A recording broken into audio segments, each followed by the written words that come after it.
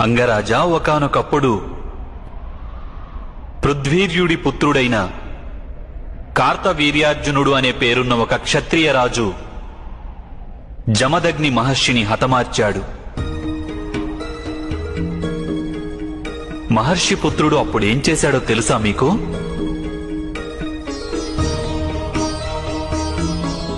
పితృవియోగంలో కూడా అతను లోతుగా ఆలోచించాడు.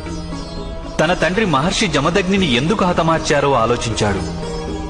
ఆ అధర్మానికి మూలం ఎక్కడుంది? అతను తను పడుతున్న బాధలను విస్మరించాడు. సమాజాన్ని పీడిస్తున్న బాధలన్నింటినీ తనవిగా మార్చుకున్నాడు.